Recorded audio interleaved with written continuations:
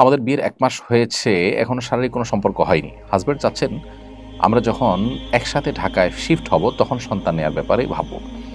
যাতে এর আগে কোনো ঝামেলা না হয়। এখন আমরা দুজন আলাদা ডিস্ট্রিক্টে আছি। এই অবস্থায় আমাদের জন্য জন্ম নিয়ন্ত্রণ করা জায়েজ হবে কিনা? ১ম কথা হলো যে, এ ধরনের কোনো প্রতিবন্ধকতা আ যেটাকে আপনি প্রতিবন্ধকতা মনে করছেন যে, এখন বাচ্চা হলে দুজন ২ জায়গায় আছি, ঝামেলা হবে। তাহলে আমরা একসাথে থেকে তখন বাচ্চা নিব। এজন্য ওই পর্যন্ত আমরা জন্ম নিয়ন্ত্রণ করব। এই কারণটা শরিয়া গ্রাহ্য কোনো কারণ নয়। শরিয়ার দৃষ্টিকোণ থেকে জন্ম নিয়ন্ত্রণ তখনই করা যেতে পারে যখন এটা সাময়িক সময়ের জন্য হয় এবং এটার ফলে বাচ্চা কিংবা বাচ্চার বাবা বা মায়ের শারীরিক অসুবিধা তৈরি হওয়ার আশঙ্কা থাকে কিংবা লালন পালন করবার মতো কোনো পরিবেশ না থাকে। এখন সন্তান হলে সন্তানের মা লালন পালন করবেন এবং একটা সময়ের পর আপনারা ঢাকা চলে আসবেন। নিজেরাই সিদ্ধান্ত নিয়েছেন। তাহলে এখন আপনারা যেখানে আছেন না কেন বা আপনি যেখানে থাকেন না কেন সেখানে সন্তান লালন পালন করাটা এমন বিষয় নয় যে এখানে অসম্ভব। হ্যাঁ? ২ টা বা ৩ টা সন্তান আছে, ছোট, ছোট। এখন আরেকটা সন্তান হলে কোনো কাজের লোক নাই। একা লালন পালন করা কঠিন হয়ে যাবে।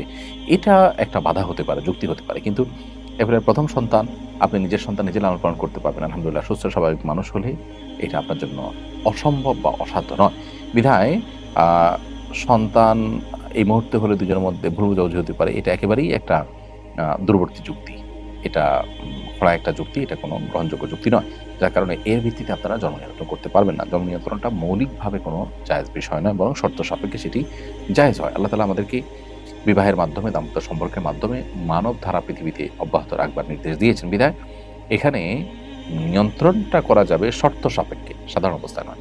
আর আপনি যে অজুহাতের কথা বলেছেন, সেই অজুহাত আসলে শরিয়া গ্রাহ্য অজুহাত নয়।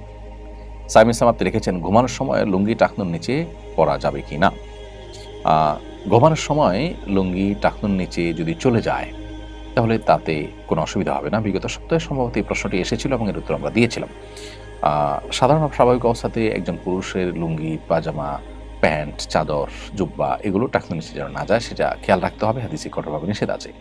শোয়ার পরে যদি সেটা চলে যায়, তাহলে সেটা আসলে মানুষের একে তো ইচ্ছার বাহিরে, দ্বিতীয়ত এটা সাধারণ এবং স্বাভাবিক অবস্থা নয়।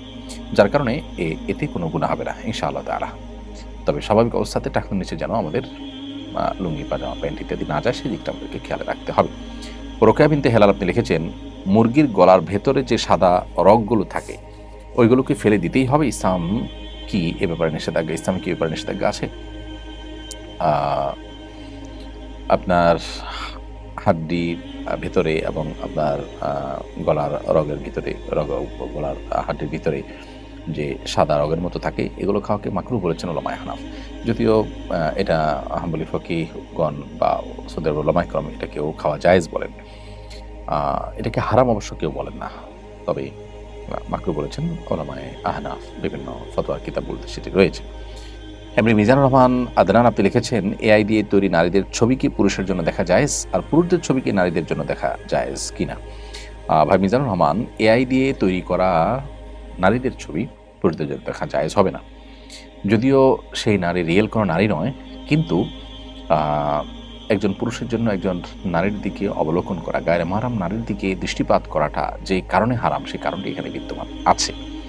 এখানে তার মনের মধ্যে বাজে চিন্তা আসা, কল্পনা জল্পনা হওয়া, তার চরিত্র নষ্ট হওয়া, এই কারণগুলো এখানে বিদ্যমান আছে। ফলশ্রুতিতে এরকম ছবি দেখা থেকে একজন পুরুষকে বিরত থাকতে হবে। এজন্য এ ধরনের ছবি ক্রিয়েশন করাও উচিত নয় বা ক্রিয়েট করা উচিত নয়। আবার এর বাইরে কোনো পুরুষের ছবি যদি তৈরি করা হয়, তাহলে নারীদের জন্য পুরুষদের দিকে দেখাটা সর্বাবস্থায় সাধারণভাবে হারাম বা নিষিদ্ধ নয়। এটা যদিও উলামায়ে ইকরামের একাধিক মত আছে, কিন্তু বিশুদ্ধ মত হলো ফিতনার আশঙ্কা না থাকলে নারীরা পুরুষদের দিকে তাকাতে পারে। তো সেই দৃষ্টিকোণ থেকে বা সেই হিসেবে এখানে পুরুষের কোনো ছবি আইডি তৈরি করা থাকলে কোনো নারীরা সেদিকে দেখলে দেখতে পারে। তবে একেবারে পার্সোনাল পার্টস বা একান্ত ব্যক্তিগত অঙ্গ প্রত্যঙ্গ যেগুলো, সতর যেগুলো, সেগুলো দেখা জায়েজ হবে না কোনো অবস্থাতেই।